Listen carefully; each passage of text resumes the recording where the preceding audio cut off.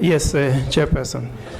Could you please share your original identification cards just to confirm?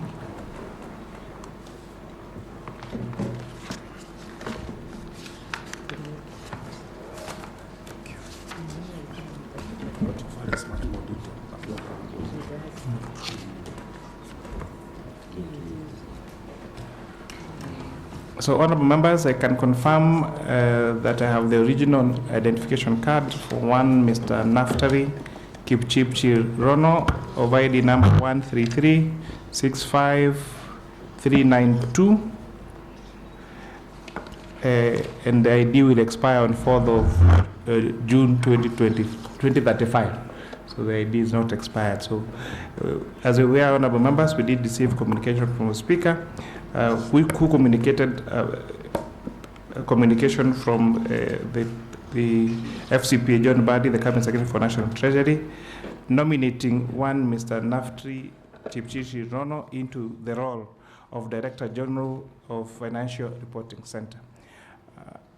So this is in line with the Parliamentary Service Commission Act, is a vetting exercise for yourself. And before we begin, it's important that you tell us the truth and the whole truth. And for us to be able to do that, we need to put you either under oath or affirmation. Which of the two would you prefer? Chair, I will take an oath. So invite our legal counsel to administer the oath to Mr. Naftali Rono Kipchirchir.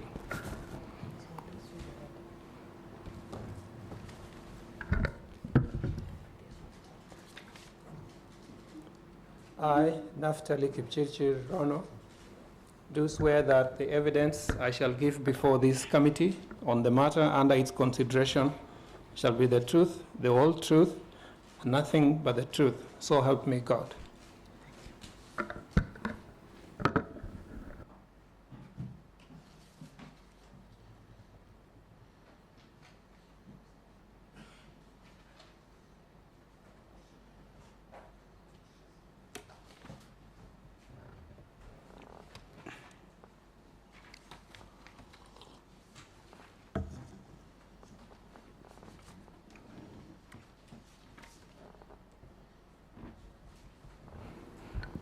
So before we begin our vetting exercise, I would like to introduce you to members of this committee, starting from CPA Ruto. Thank you, Chair. CPA Julius Ruto, Member of Parliament, Kesses Constituency, and a member to Finance and National Planning Committee. David Mboni, Member of Parliament, Kitui Rural, a member of Finance and National Committee. My name is Njeri Maina. I'm an MP from Murang'a County and a member for this committee. And I bet you cannot be a member of Parliament from Murang'a County. There are very many members of Parliament from Murang'a County. I am the MP for Murang'a County. I'm the woman rep for Murang'a County, and my name is Betty Njeri Maina. Now that's in order. Thank you, Chair. My name is Paul Kibichi Biego, Member of Parliament, Chesumei constituency, that's in Nandi County, and I'm a member of the Finance and National Planning Committee in the National Assembly. Thank you. Chair, my name is George Peter Kaluma, MP, Homa Bay Town. I'm in this committee as a member. Thank you, Good morning. Chair. Sorry. Please go ahead. Chair, I'm Joseph Oyula, Member of Parliament for Butula, and a member of this Finance and National Planning Committee. Good morning. My name is Omo Kasim. I'm the County MP for Mandera and member of Finance and National Planning Committee. Chair, my name is Benjamin Langat, MP for Inamoy and Vice Chair of this committee. Commander, on behalf of Secretariat. Thank you, Chair. My name is Besmo Kamande, Clerk Assistant. And I'm FCP Kuria Kimani, MP for Molo constituency and the chairperson of the Departmental Committee of Finance and National Planning Committee. So again, welcome to this vetting exercise. You could note we will have timers here. So when you see it go red, then that means you're out of time for that particular question. Could you please introduce yourself, telling us about your educational background, your professional qualifications, and your professional experience, and marry that to how that has prepared you to the role that you're being vetted today, that of Director General Financial Reporting Center?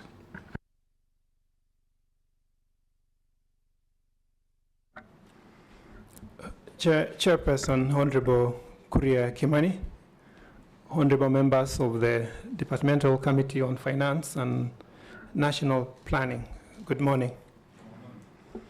My name is Naftali Kipchirchir Rono, a Kenyan citizen by birth, and I'm the nominee for the position of Director General, CEO, Financial Reporting Center. I am deeply honored and humbled to appear before you this morning for this important statutory exercise. But firstly, allow me to thank the Cabinet Secretary for National Treasury and Economic Planning, for Honorable John Buddy, and the Anti-Money Laundering Advisory Board for nominating me to this position at such a crucial moment for the Financial Reporting Center and to the country. Honorable Chair and members, I am 51 years old, was born and raised in Kaptel. It's a village in Chesumei constituency of the Nandi County. I was born to a policeman and a housemaker. Those are my parents.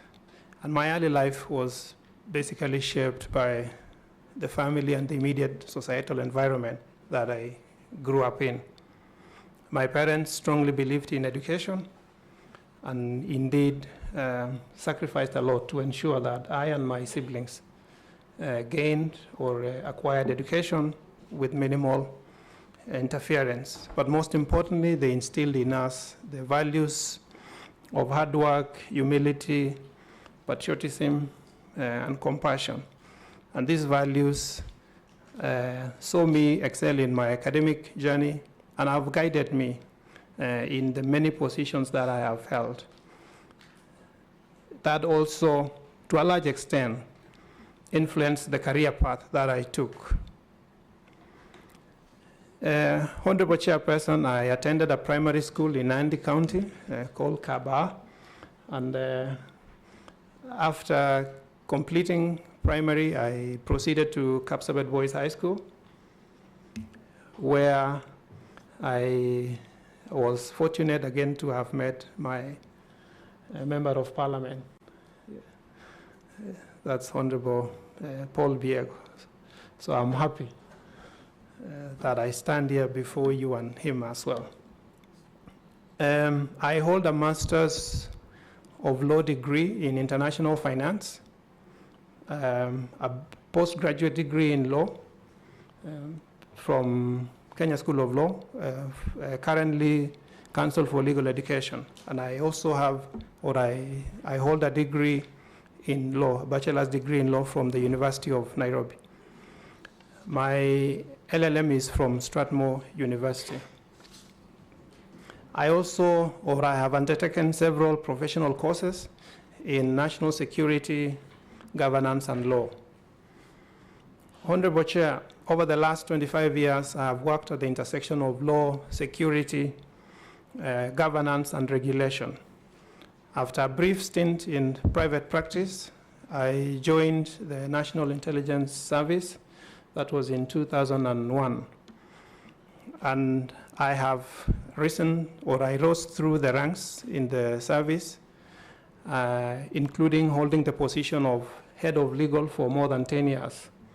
During that time, I advised, or my role entailed advising the Director General and the entire service on all legal matters.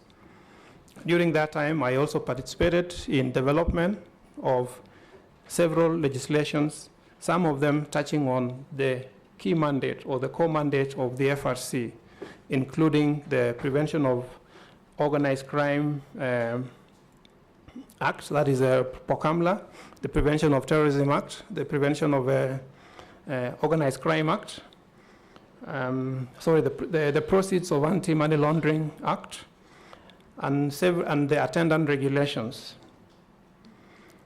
Beyond the security sector, I have also had the privilege of working or being a member of the National Police Service Commission, and where I headed the Appeals, Policy and Legal Affairs Committee, among membership to other committees.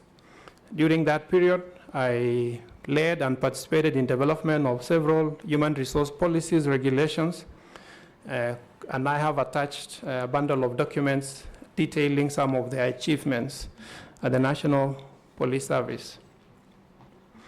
Chair, while at the service, I interacted with the AML space a lot.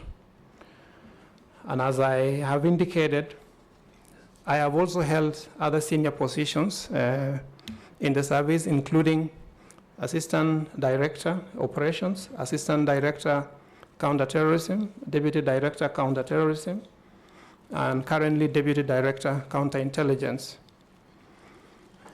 In those positions, I have led various or diverse and large teams. I have led policy and strategy formulation and implementation and operational coordination. It is during this time or that time that I interacted a lot with the AML space. Perhaps what I could mention, and that is what is relevant to the discussion which we're having today, I was part of the task force which was involved in the first time removal of the country when it was first gray listed. So I participated in that task force, and I believe that the experience that I gained while serving that task force will be vital even as I come in right now in terms of removing or coordinating the removal of the country from the grey list.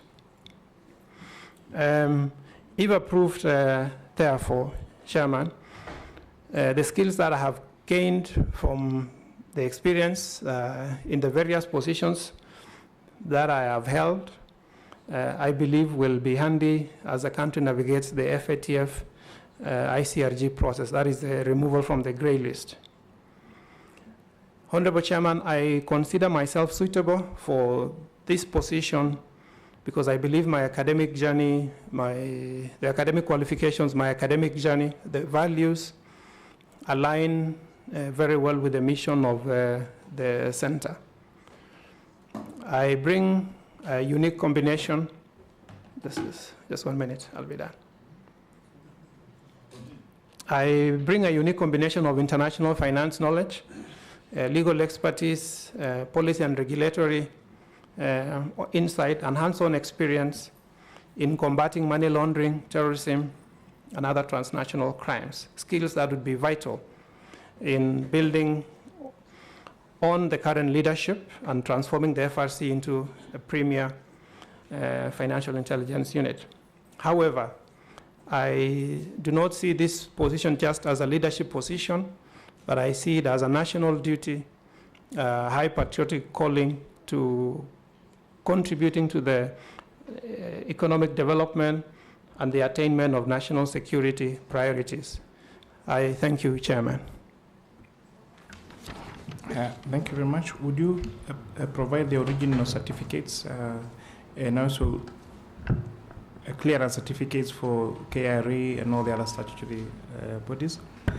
And as you do that, in your perspective, what distinguishes you in your leadership that if this committee finds you fit and the House approves you as a head of FRC, what is that leadership quality that is exemplary, that makes you stand out for this particular role? Chairman. Yes, Honorable. Maybe before we proceed, and I wish to congratulate the nominee, having indicated that his member of parliament is present and they were schoolmates, I would really wish Honorable Biego to declare if there is any conflict of interest so that we can have an objective and a transparent vetting. Fairs, so Honorable Kibichi Biego, do you think that in your interactions with the nominee, as maybe his member of parliament of going to university together, would put you in a conflicting position to carry out this particular vetting exercise? Thank you, Chair. Thank you for that, Betty. It will not, because this is totally separate. Although I must declare that, as he said, he comes from a constituency. And apart from that, we schooled with him in Capsbet Boys, and we were in the same house, in the same dome, in the same cube, sharing and a bedmate. I was up in the double decker and he was down. But all said and done, that will not. Now he needs to disqualify himself. All that will not make me lose focus. So, thank you. Yes, so, Chair, I think the more Honorable Biego speaks, the more he makes it even worse. He's a childhood friend of his. So to me, honorary, the only thing he can do is to disqualify himself. The members here are enough to interview, vet the candidates. So I think the honorable thing to do is your friend anyway. Actually, that's what you are telling us. Just disqualify yourself. You don't even need to ask him a question. You can even stay here. Honorable Kalumo. Yeah, thank you, Chair. Chair, in our standing order provisions, there is no provision for recusal or disqualification of a member from doing their roles. All that the standing orders require is that you declare your interest. And as President Moi reminded us, urafiki sio uongozi. So we trust Honorable Paul Biego to do his work. In the same vein, Honorable Chair, let me declare that if you look at the curriculum vitae of the nominee, you note he left the University of Nairobi in 1999. The nominee was exactly 1 year ahead of me, and I developed a very close friendship with him throughout that time. He's one Kenyan we did not just interact with at the university, but we've closely worked with because of his relationship with both law and security. Chair, I've served in the security committee. This is my 14th year now. Let me also therefore declare that interest, that I know the nominee very deeply, but also assure the committee and assure him and the nation that our relationship with the nominee will not give him any favor from my side whatsoever. Because as you prayed, our prayer says we will be fair to those committed to our charge. Fairness in terms of his interrogating his capacity and ability to serve the country and his commitment thereafter. So I so declare also, Chair.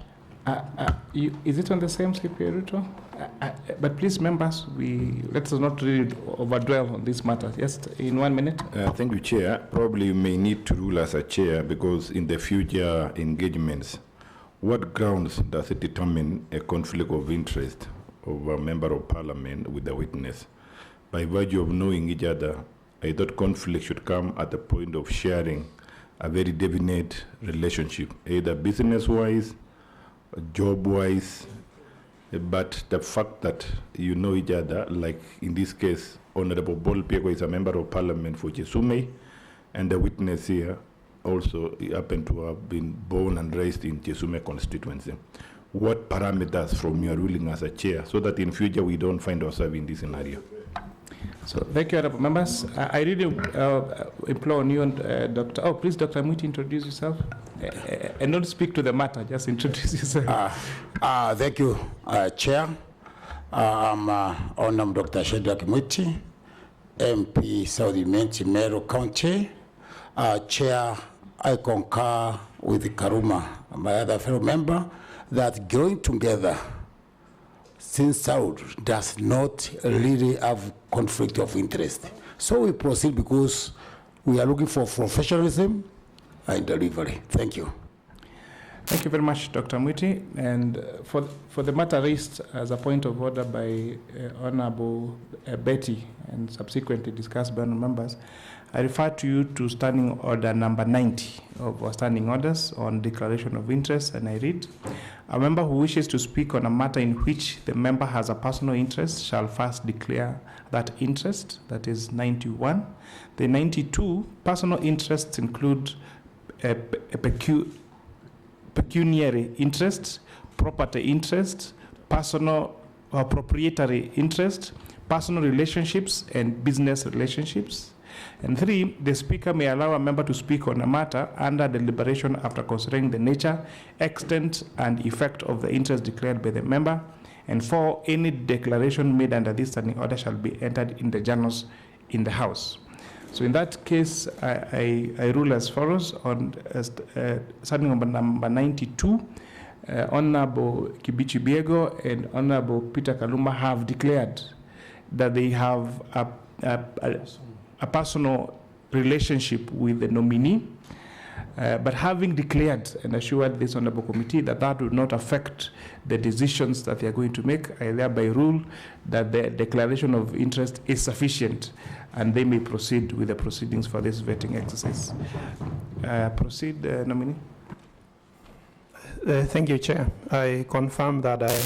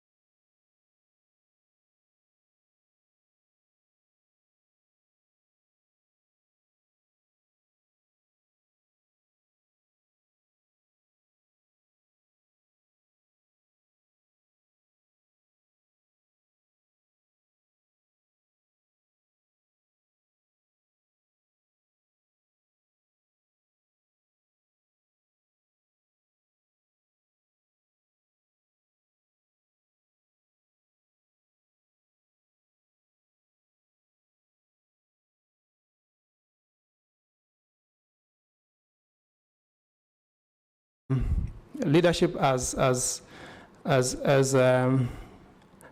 service.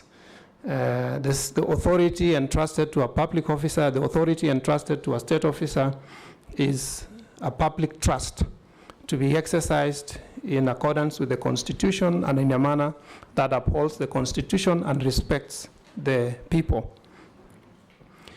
The cardinal principles under that article include selection on the basis of competence and personal integrity. I have done that in the many positions I have held. In the National Police Service Commission, for instance, when we did the recruitment of police constables and cadet officers, the committee that I chaired, or the team that I chaired, in the various stations that we visited, ensured that only the candidates who met the requirements were recruited and no one was discriminated. The other requirement is to uphold objectivity in decision making. I have been faced with many instances where I've had to make difficult decisions.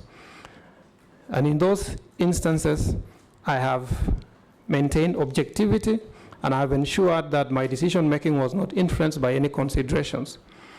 I served, or when I was in the legal department, I served in disciplinary committees, I served in the tender committees, and all my decisions were based on the law and the facts. I have also, in the positions that I have held, put in place mechanisms to ensure, for instance, that officers declare their well-done declarations, officers conduct themselves in accordance with the ethical expectations. So this is an area where I will lead by example. Thank you, Chair. Nominee, is there anything in your public or private life that will make you conflicted in your decision making if this committee approves you for this role? There is nothing that will make me conflicted, Chair. What is your net worth? Chair, my net worth is 61,200,000 shillings. That's the difference between the assets that I have and the liabilities. And I have shared the details of that net worth in the questionnaire, which I have already submitted. Yes. Honorable Kaluma, you have questions for the nominee? Yeah, I thank you, Chair. Chair, I've put it on record that I know the nominee. The only part I needed to add is that in terms of academic qualification and competence, the nominee was among the best in his class. And I came a year after and I was among the best, if not the best, in our class. Chair, if you look at the records, the nominee got a second class honors upper division. This was the highest in their year. There was no first class. That's true, Chairman. Yes, that is true. This was the highest. And at that time, Chair, I remember it would take even 20 years before you get a first class at the University of Nairobi, more so at the Faculty of Law. Please go to your question, Honorable Kaluma. I'm going to my question, Chair. Chair, I'm going to my question. But Chair, let me clarify this because it is important. I've also looked at his KCSE certificate. And Chair, I'm putting this because of the matter of Chapter 6. And the nominee got also an A minus. And Chair, this is the time when A minus Honorable Kaluma was A minus. Chair, let me therefore now proceed to make my questions. Because now you are becoming the nominee's lawyer, you know? No, you know, Chair, there is a reason as to why we bring these papers, or we get these papers for them for interrogation. Chair. Take us through the questions. Chair. Please, don't take interrupt. us through the question you have for the Chair, I've interrupted. I should not be interrupted. I've done vetting for 14 years now. I know what I'm doing. The nominee is present. Yes, Chair, let me now ask my questions. Nominee, you have been nominated. Chair, there is a lot of interruption. I think we are diminishing the importance of this process. You've been nominated to be the CEO, come Director General of the Financial Reporting Center. Tell us some core functions or roles of the center and how your nomination or Parliament to approve your appointment would enhance the functioning of the center. That is my question number one. The roles and functions of the Financial Reporting Center. So we need to know you are going to a place you know. Number two, we have a very rich body of laws around anti-money laundering and around these issues to which body you have been nominated. And yet we still have a big challenge with money laundering, terrorism financing, and other transnational crimes. Where, based on your knowledge and experience, is the gap? And what would be your proposal if you see any gaps in terms of how we could address them? The last question, Chair. There is an advisory board to the authority to which you've been appointed, and you are being nominated to be the Director General. So you'll be in charge of the day-to-day management of the center. Where do you draw your line with the board, or where is the line between the responsibilities of the DG and that of the board, and how do you want to navigate them to ensure that the mandate of the center and the Director General, if we were to approve you, and that of the board are in constant harmony? Chair, I thank you. Over to you, nominee. Thank you, Honorable Kaluma. Through the chair, the Financial Reporting Center, which is Kenya's financial intelligence unit, is established under Section 21 of POCAMLA, and its key mandate or objective is to assist in the identification of proceeds of crime, and also to assist in combating money laundering, terrorism financing, and proliferation financing. Broadly, the functions are collection, analysis, and dissemination of financial intelligence to law enforcement agencies and supervisory bodies. That's actually the core mandate. And the other mandate is supervisory or compliance mandate. And it does so in terms of registering reporting institutions, supervising them for compliance, assessing risks in those sectors, and remediation. The other broad mandate is policy formulation and advisories. And it does this in conjunction with the board. It advises the cabinet secretary and the other players in the AML space. The other complementary functions are training and outreach. So it's actually a core mandate, a key function. It does capacitates or builds capacity of the reporting sector, the supervisory bodies, and also the staff of the center. That is broadly the core mandate of the center. But the center does not operate in isolation. It works within a space where there are law enforcement agencies, It operates within a space where the other financial intelligence units in other countries and other international bodies. So the other role, again, is cooperation, sharing information with other bodies within and outside the country.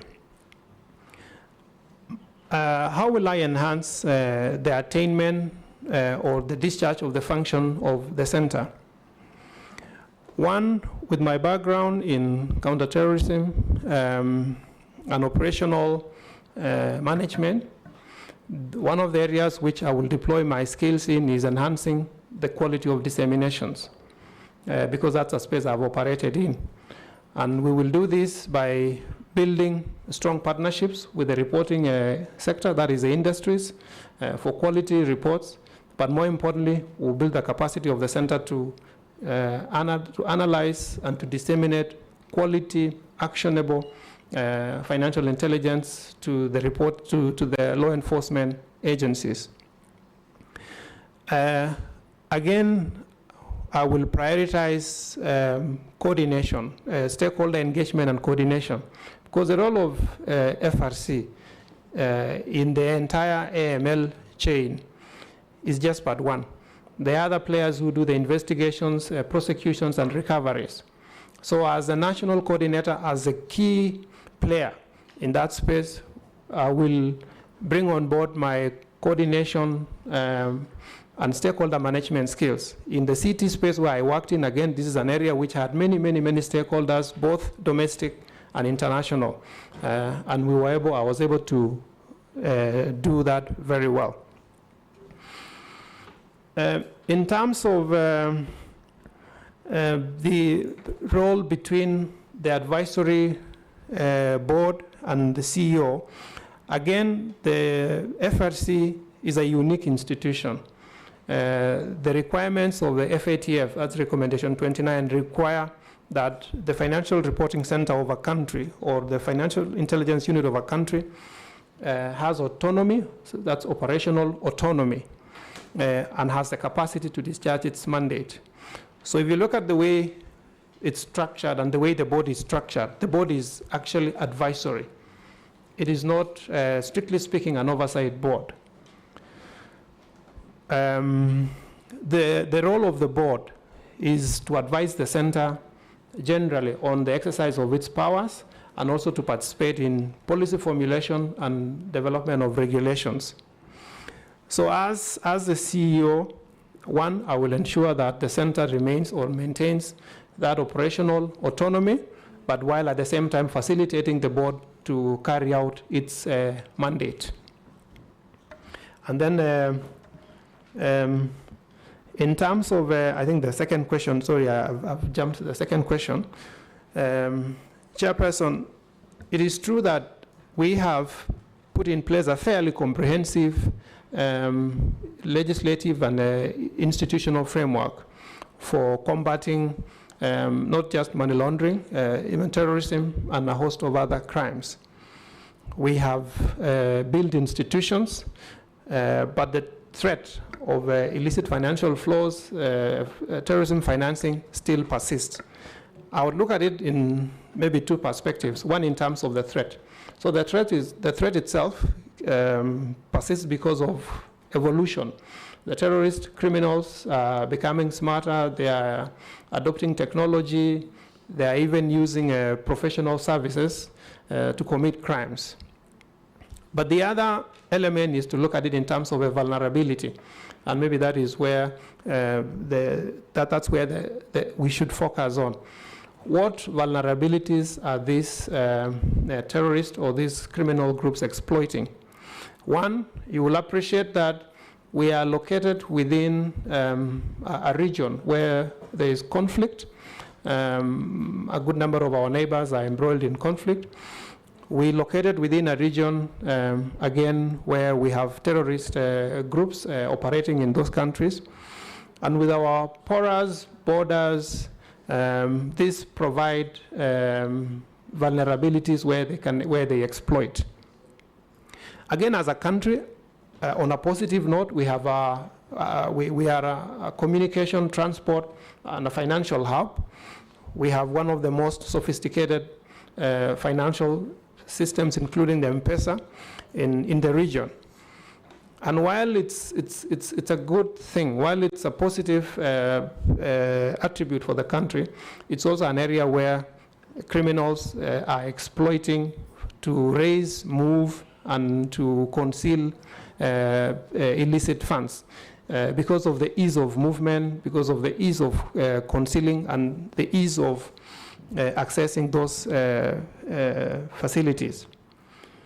Within the institutional framework, I would say maybe capacity issues are still there. And the reason is some of the areas which we are dealing with are areas which are resource intensive and require building capacity over time. A good example is the virtual asset space. That's an area which is new, and law enforcement agencies, even FRC, will require to develop capacity in that area. Then lastly, I think we still have challenges with coordination, and I think that's an area which we just need to improve on, still operating as silos. If we are able to enhance coordination between the different players in that space, I believe we will be able to close the gap. Thank you, Chair. Thank you very much. Honorable Kasim? Chair, can I have a small clarification? You may. Yeah. I'm very happy with your diagnosis of the gaps we have. But tell me, what mutual legal assistance arrangements do we have with those countries around here in the matter of transnational crimes like anti-money laundering? Proceed. Thank you, Chair. On MLA, I think most of our neighbors, most of us are signatories to the primary international conventions touching on terrorism, money laundering, and transnational organized crime. That's the Palermo Convention and the Vienna Convention. So that alone provides a framework, a basis for mutual legal assistance and information sharing. With respect, but specifically, we have provisions under our MLA Act, which provide for handling of requests from different countries, and even for us, how our requests are handled. I can confirm that FRC itself has also entered into MOUs with several FIUs in the region for purposes of enhancing coordination and enhancing information sharing. Yeah, I'm satisfied. I'm satisfied. Thank you. Honorable Kasim. Thank you, Chairman. Nominee, congratulations for your nomination. I pray that you're going to be approved. Thank you. My question is a rejoinder of Honorable Kaluma's question, and it's on your core functions, dissemination, and you've spoken about coordination. And we know that FRC's core mandate is just to disseminate information, and you have no powers to prosecute or arrest. Then the perceived bottleneck between intelligence dissemination and actual convictions, how do you intend to improve your relationship between the prosecutors themselves and in your earlier assignments, could you please tell us any you found yourself in any condition where you had external interference in the work that you do, and the successful, and how many, I don't know how to put it, how many cases do you think you conclusively concluded and prosecuted after you've given the information has been conclusively done from high interest persons? That is my question one. The second question I have, are there any areas of legal, you've spoken about legal instruments, any areas legal and policy reform within the AML, CFT, and CPF ecosystem that you would propose for this committee to take up? Thank you. Over to you, nominee. Thank you, Chair. May I proceed? Thank you. Through the Chair, Mheshimiwa.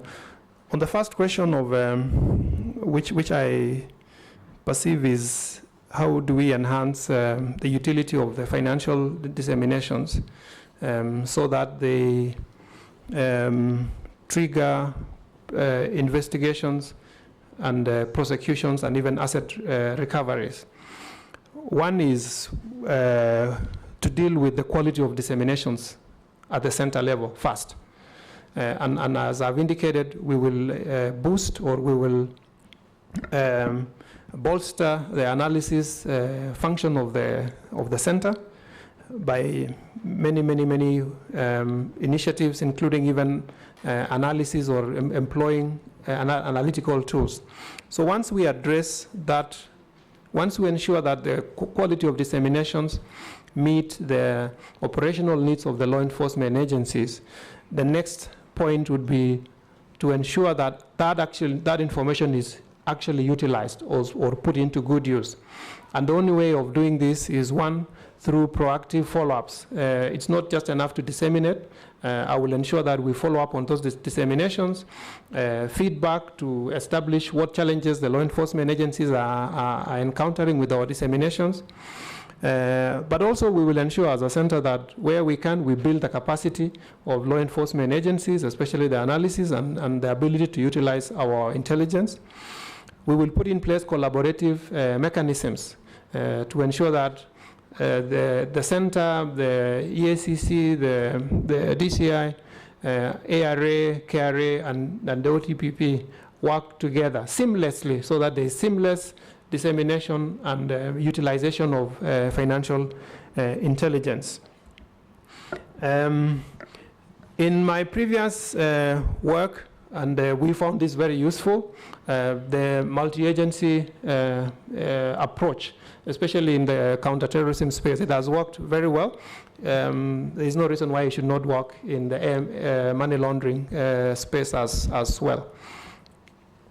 And there were many cases which we were able to process through that multi-agency approach, because you have the investigator, you have the prosecutor, you have everyone within one roof.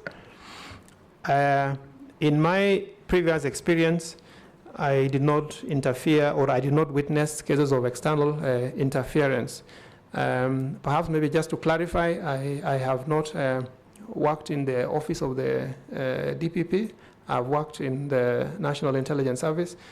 I did not experience any form of interference with the matters which we dealt with.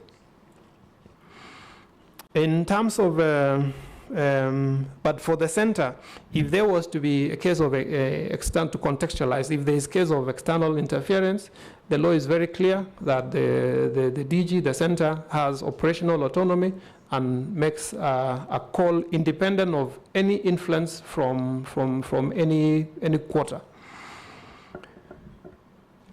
In terms of areas of legal reform or policy formulation, there are several areas, Chair, and even as we embark or as we pursue the exit of the country from the grey list, there are areas which are pending, or the areas which require legal reform. One of the areas which is pending in our action plan is the area touching on trusts. That's a legal arrangements which requires enactment or review of the current laws governing trusts. So this is one of the areas which, as a center, I think we will be looking to your guidance to help us fast track that bill. The other area, which again is an area for policy and legal reform, is touching on the designated non-financial businesses and professions, particularly the real estate agencies. The law that they currently operate in, the institutional framework that they currently operate in, requires to be beefed up, to be improved, and to be modernized. so that they are able to carry out their mandate as supervisors or as supervisory bodies. And I give a very good example. The Estate Agents Registration Board operates on a legislation which was enacted way back, I think in 1964, 65. So that's an archaic legislation which needs to be amended and to be modernized. Lastly, again, still on the area of DNFPPs, I think it's a discussion which we could have on whether the supervisory bodies which have been given the mandate to supervise their licenses within that space really do have the capacity, or whether that mandate should be done by the center itself. The center, I am aware, has done a lot of work in terms of building their capacity to be able to supervise their licensees. Lastly, Chair, in terms of legal reforms, perhaps maybe we could consider also expanding maybe the composition of some of the oversight boards, some of the advisory boards, like the AMLAP, the Anti-Money Laundering Advisory Board, perhaps to incorporate some of the sectors like the Law Society and even maybe the estate agents as part of just bringing them on board. I think those are the few areas I can mention, but the action plan that we have, that we've signed up as a country, does have several areas for legislative reform. The bulk has been done. I think there are only 2 areas which are pending. I submit, Chair. Thank you. FCP Oyula. Thank you, Chair. Thank you, Chair. Chair, let me start by congratulating Mr. Rono for having been nominated to this position. Mr. Rono, from your explanation, it appears you have a lot of information with you regarding these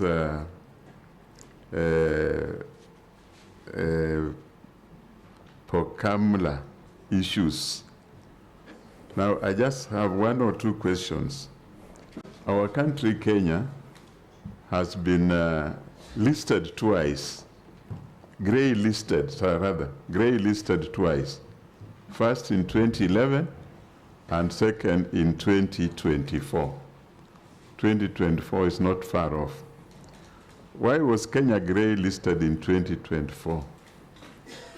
Secondly, Mr. Rono, what is the current status of the country's implementation of its ICRG action plan? And what, in your view, is hampering the country's delisting efforts? Thank you. Over to you, Naftali. Thank you, Honorable Oyula. And through the Chair, it's true the country has been grey listed twice, first in 2010 and 2024. Just to give a context, in 2010, the country was grey listed mainly because of technical compliance. The FATF assessment regime or architecture assesses the country mainly on 2 areas, on technical compliance and the effectiveness. So in 2010, it was mainly on technical compliance, putting in place the necessary laws and the institutional framework. At that time, we had the legislation, but we had not operationalized it. So the bulk of the areas, of the issues, which took us to grey listing in 2010 were on technical areas. In 2024, when we went through the mutual evaluation exercise, which again is a requirement by the FATF standards that all countries which have signed up or who are members of FATF, either directly or indirectly, subject themselves or submit themselves to peer review. They are peer reviewed by the neighboring countries or other countries through the regional FATF regional bodies like ESAMLAC. So when we went through that process, a number of deficiencies were identified. There were few deficiencies touching on technical compliance, mainly on having a legal framework to regulate virtual asset service providers, which has been done by this House. There were other technical compliance areas, like having mechanisms to give effect to implementation of the targeted financial sanctions. So most of those areas have been addressed. And then, of course, the other area which, and which has not been addressed was on having a law to govern beneficial ownership information, especially touching on trusts.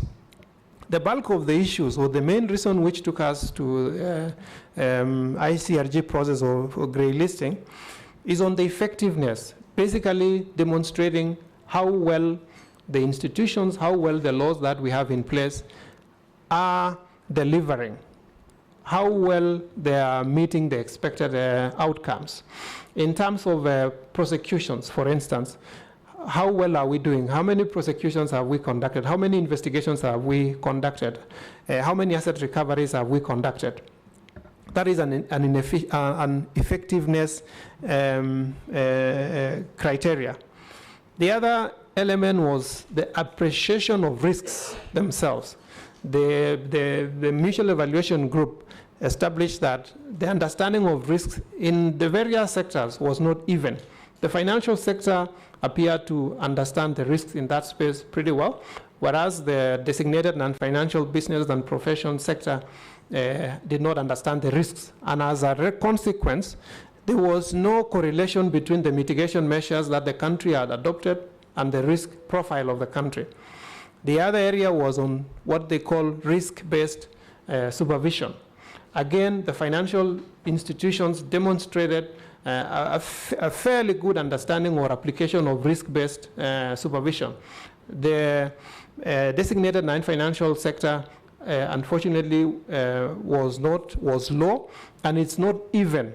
There are sectors within that group which have embraced or are doing well with a risk-based supervision, but there are sectors like legal sector, the real estate sector, which are not doing well.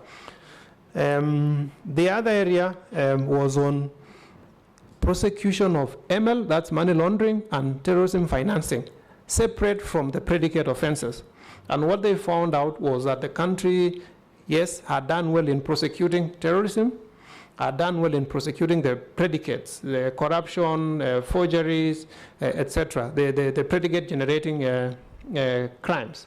But we had not done well in prosecuting ML as an offense, and TF, that's terrorism financing, as an offense. The totality was, we had done, there are areas where we had done well as a country, but we did not have statistics. We did not have a good story to tell. That from disseminations done by FRC to the law enforcement agencies, and eventually to prosecution and asset recovery, that consistency, that flow was missing, or that progression is what was missing. And that is what took us to grey listing.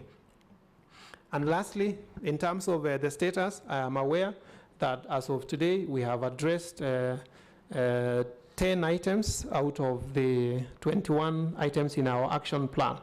So that means we still have 11 items in our action plan, and we have one more reporting cycle, that is in May.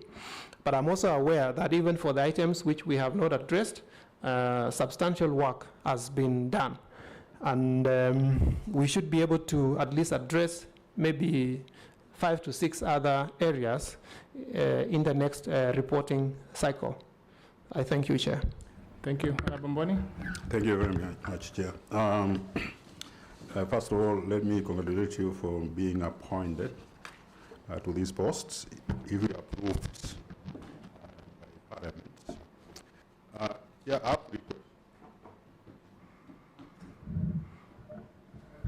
No, switch off your mic. And CPR to switch off yours. So our audio team, I think, check on the. Try again now.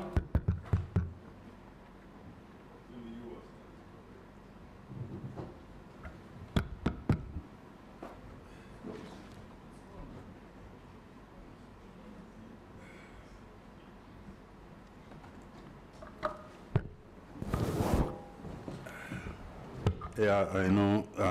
Thank you very much, Chair. I have three questions. The first question is that in February 2024, Kenya was put in the grey list due to strategic deficiencies in combating money laundering and terrorist financing. As the Director General, if you are approved by the House, you play a central role in coordinating national efforts to address financial action task force action plans items. What specific action are you going to undertake in your first 100 years to make sure that Kenya exits from the grey list? I think, Honorable Mboni, you mean 100 days, not 100 years. 100 days. Oh, it was 100 years. Sorry, Chair, 100 years, nobody will be around. I think you have got the question.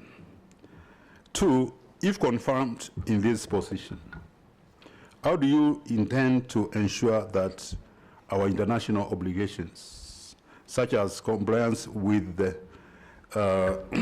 Financial Action Task Force standards, do not undermine our security and national security? The last one, Financial Action Task Force assessment evaluation not only the existence of laws, regulations, and institutional framework, but also the extent to which these measures produce measurable results under the Financial Action Task Force immediate outcomes, such as successful investigations, prosecution, conviction and assets recovery, and effective risk mitigation. How would you ensure Kenya demonstrates effectiveness beyond technical compliance? Thank you very much. How about you, nominee? Thank you, Honorable Chairperson. Let me start with the last question because it's related to the one I answered last. On effectiveness, demonstrating effectiveness.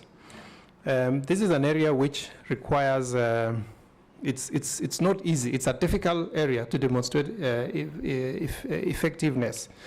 It requires, statistics. You must have evidence, you must have statistics.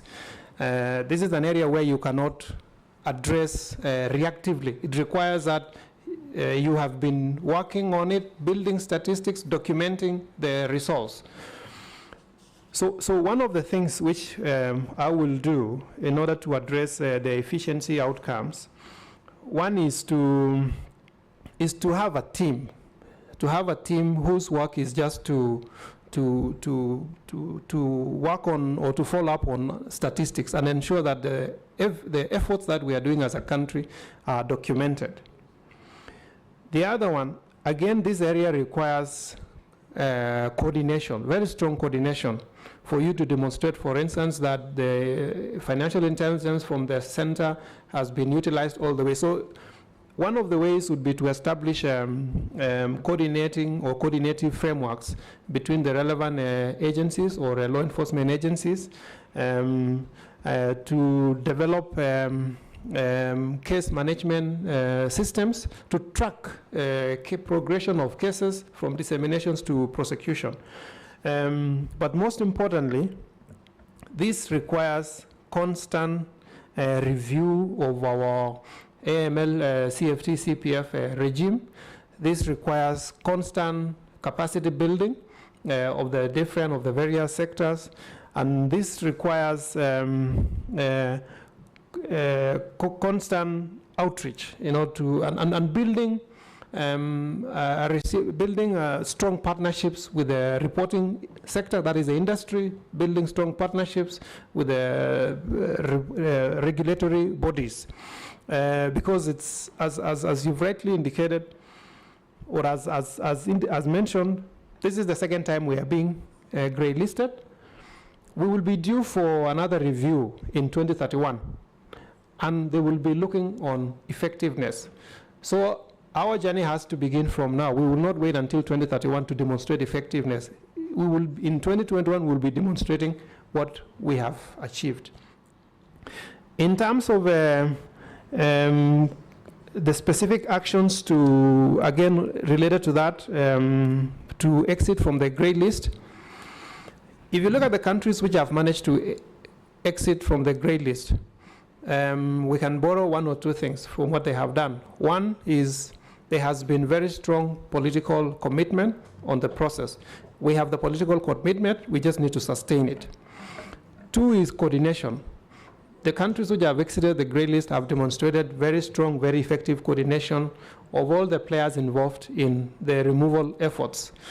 So one of the ways, again, would be to, from the top, have a leadership or have a leadership forum, then from that leadership forum establish working groups dealing with specific issues.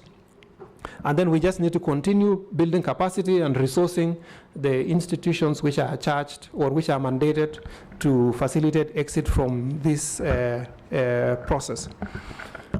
I will, within the 100 days, my goal will be to address at least 6 areas within the action list within the 100 days. I will seek to establish a technical committee between the FRC and the sectors which are not doing very well currently. Those are the designated non-financial businesses and professions. I will also seek to enhance the capacity of the center in the core areas to support these efforts, and essentially, specifically, the analysis function of the center and the compliance. And within 3 months, it's something which we can do in terms of recruitment or secondments and procuring the necessary tools to enable us effectively discharge on that mandate. I've mentioned the case management, which will be very key. And then having the close collaboration between the leadership of the various agencies who are involved in this. If we do that,